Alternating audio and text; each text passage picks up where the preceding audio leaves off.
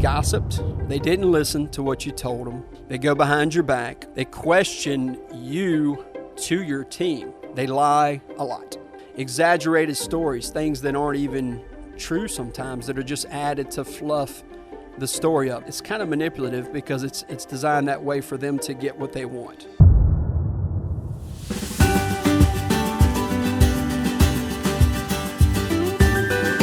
Hello, welcome again to Like-Minded Servants with me, Cecil, where leaders and entrepreneurs come to get better every day. In our last episode, we talked about a strong, powerful episode on emotional strength. So if you haven't listened to that one, if you're just getting started with me, make sure to go back and listen to that one. Today, we're going to finish the 4 core elements of leadership, and that one is mental strength. Now, when you think about mental strength, you've got to go through some mental battles to have mental strength. Think about those in your life. Slow down right now before we get into this powerful story. And just think, well, Cecil, what is mental strength, mental health? Like, mental is a big word in this day and time, right? So what I'm going to do before I do that, it helps me to understand what mental strength is. I'm going to define that for you. And that may help your mind wrap around this topic a little bit better. Mental strength, or mental toughness, as they labeled it here, is a measure of an individual's resilience and confidence that may predict success. And this is usually used in sports, right? Now it's coming around and showing up in business and things, education and the workplace.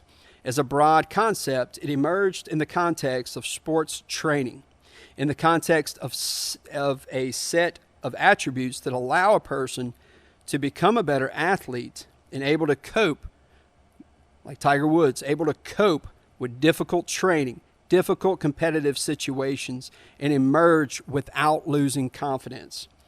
In recent decades, the term has been commonly used by coaches, sports psychologists, sports commentators, and business leaders. And then I'm going to leave you with this because this was a really cool clip.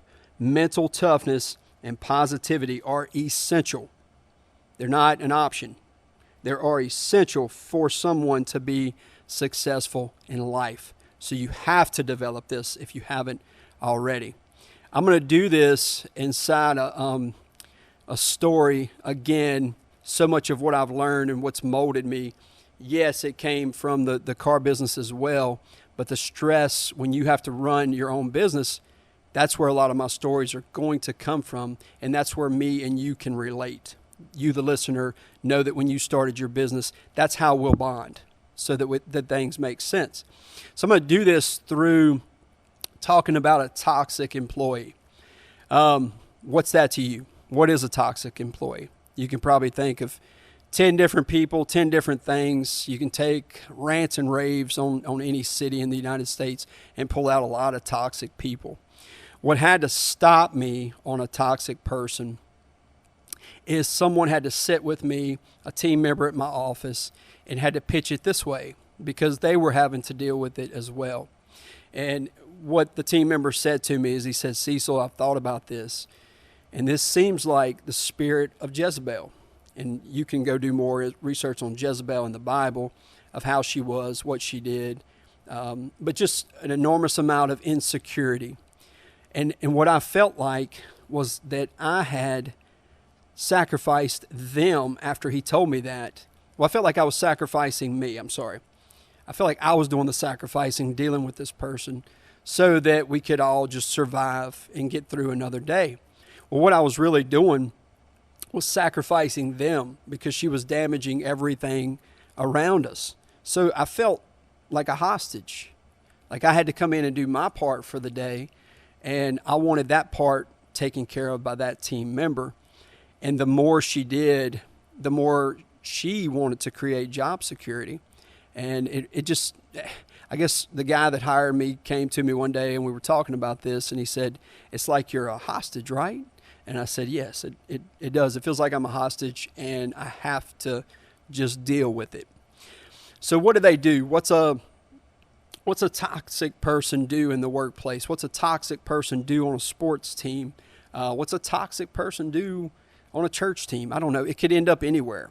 The things that I saw were they gossiped behind your back, always gossiped, right? They didn't listen to what you told them. This team member went against me a lot.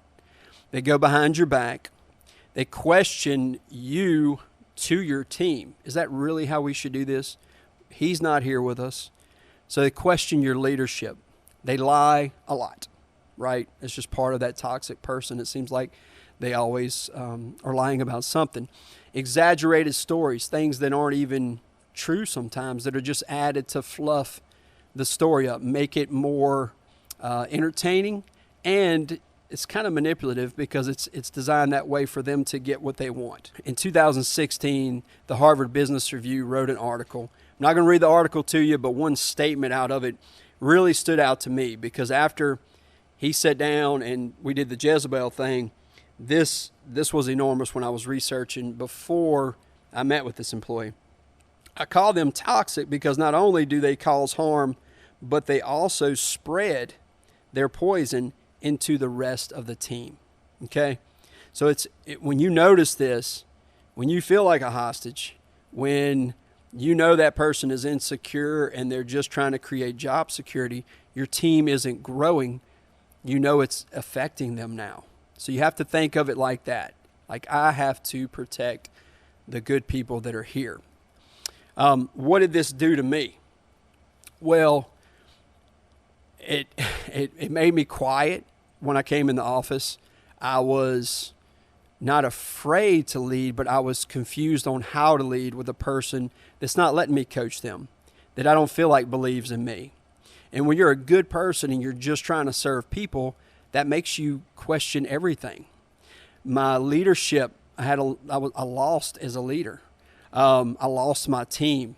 I had ruined relationships inside the office, two of which were young career people just coming into the industry that I was in and being brand new canvases. I'm a big advocate of hiring blank canvases, just like John Maxwell says, to start with, so that you don't start with bad habits, which was my fault in hiring this particular toxic person. So it even affected those relationships with those two people, which even today I don't have a really good relationship with either one of them because of this one person, because of this toxic person. Okay? What can you do? What can you do? Now, this is so important on what you can do and what I did, that I did print this for us today. And I want to go through it. And I want you to take notes. And I want you to take some of this back to your office. Don't go into a storm and go, oh my gosh, did we have this person at our office? Or, oh my gosh, I'm this person. Don't do any of that. But let me give you some steps of what you can do, actionable items, okay? This should definitely first be part of that team member's one-on-one. And when you get into that one-on-one, you want to kind of go through, especially with a toxic employee that's probably already on alert about why you're having the one-on-one. So first, the one-on-ones have to be consistent with all the employees. This can't be a reaction type meeting. Now, when you get into that meeting, you want to ask them some questions. Is the person happy there, or even are they happy in life? Are they struggling outside of the office? Were their parents like this? What kind of household did you come from? I'm trying to figure out how we can help you, right? Do they feel they are coachable? Now, a lot of times they know how to answer you. They know what to tell you. They know what they're not stupid, right? But are they really coachable? Are they willing to get better? The most important thing, let's see, in this place right now for them, if they aren't going to let you coach and help you with the team, maybe somewhere else is better for them. Maybe asking them that, if you're not going to allow me to coach, and you're giving them examples, like, why are you here? If you don't believe in me, I'm always going to be here. This is my business. Like, why is this not working? What are we missing here, right? I told this person I said, you are so close to freedom. I said, all you have to do is remove insecurity. And insecurity is a big part of that toxic person. That's where the toxicity is coming from, is big insecurity, right? Now return with the person to the mission and the vision of the company. And what you'll find is if they're toxic, the two don't align with each other and they don't make sense. So you're not really doing that person a service with having them in your business. This can come from a generational curse. You know, we talk about generational sin, generational curses. You have to be careful of this if you are this toxic person, because this can be passed down to your kids, to the next generation. This could be what this was from. Now, why do I go into this story to talk about mental strength? I do this because it's what gave me mental strength. I had to go through this with her to figure this out, to get stronger, to understand, hey, after those 3 years, I can't do anything but look at this in a grateful manner. This made me better. This made me realize when I'm interviewing people, the questions that I need to ask them, right? Craig Groeschel says, be careful not to let the sins of other people keep you from the goodness of God. So that's relatable to any part of life. But he says you have to be careful, right? Just because I'm a Christian does not mean everybody's going to treat me right or come around. They don't see things sometimes the way I see them. So listen what he said. Be careful not to let the sins of other people keep you from the goodness of God. With that being said, my team, since this, we're over twice as big as what we were. And in the last day, before I get into this, the last day when I sat with this team member, this toxic person, this was 3 years in, the last thing they said to me is, I wouldn't even be where I am now without these two team members. And when I heard that, you automatically want to go on the defense, and that was just a bad option for me at the time. But I just said, you're right. You were really helpful in this business endeavor, and I appreciate you. And I just hope that you can get some growth from wherever you're headed. So where was I? Sorry, Baron. Okay. So since that person has left, let me tell you what it did. My office has more than doubled in size. We doubled the business that we write during the year, in the last 2 years. And then the biggest thing is culture. The culture that we wanted shows up tenfold by listening to God and honoring Him in removal of this person, taking that step and believing removing this person is what will give me freedom. And every team member, I never dread going to any of them now. When I walk up to them, they turn, they smile, they're happy. So you have to understand that one person that's at your workplace could be in the way of all that. So in closing today, what is your takeaway? Do you have a toxic person in your life? Is your spouse toxic? Is your boss toxic? Are you the toxic team member at the office? And are you willing to take actionable steps? Some that I've given you today that worked really well for me.